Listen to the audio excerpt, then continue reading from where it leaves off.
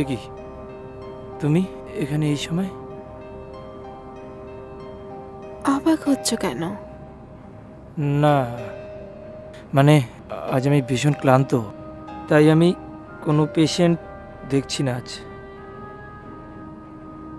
আমি কি শুধু তোমার পেশেন্ট নাকি? প্লিজ এক কথা বারবার কেন বলো? তুমি ছাড়া যে কেউ নেই আমার।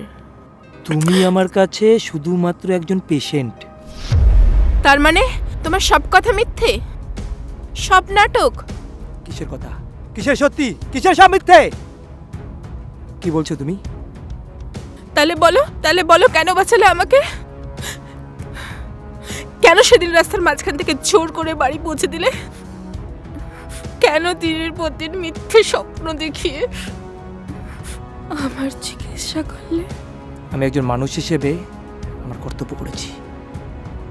তোমার জায়গায় অন্য কেউ হলেও আমি একই কাজ করতাম। প্লিজ প্লিজ একটু বোঝার চেষ্টা করো। তার মানে এই মুহূর্তে যদি তোমার সামনে আত্মহত্যা করার চেষ্টা করি, কিচ্ছু যাবে আসবে না তোমার?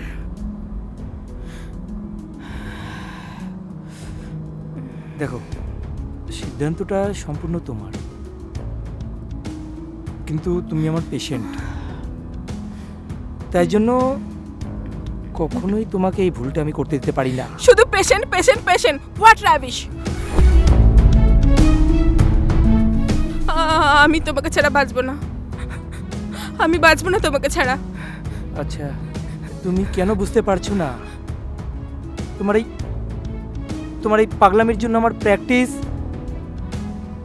আমার কেরিয়ার, আমার ফ্যামিলি সব তছনছ হয়ে যাচ্ছে।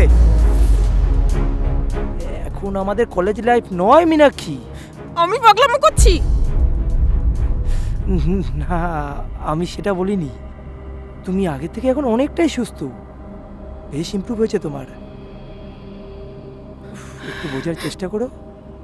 তুমি আবার আমায় মিথ্যে কথা বলছো না অরিন্দম?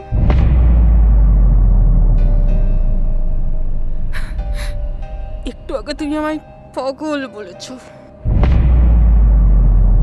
একটু আগেই বলেছো তুমি।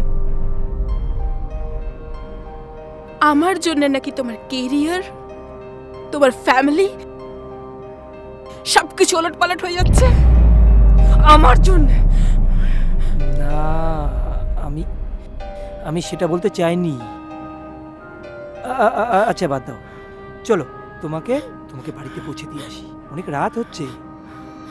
আমি বাড়ি ফিরবো না অরিন্দম, ফিরবো না আমি। আহা, শোনো শোনো শোনো, আমার কথাটা শোনো। চলো তাহলে আমরা কোথাও বাইরে গিয়ে ঘুরে আসি, যাবে না? আমি যাব না, আমি যাব না। আমি তো ভালো মেয়ে, তুমি মিষ্টি মীনাক্ষী, প্লিজ তুমি আমার কথা শুনবে না? দেখি আমার দিকে তাকাও, তাকাও বলছি। ওই শুনবে না আমার কথা? চলো চলো আমরা দুজনে বাইরে ঘুরে আসি। তুমি যাবে না আমার সাথে ঘুরতে? যাবে তো? গুড গার্ল, চলো আমরা যাই তাহলে। চলো।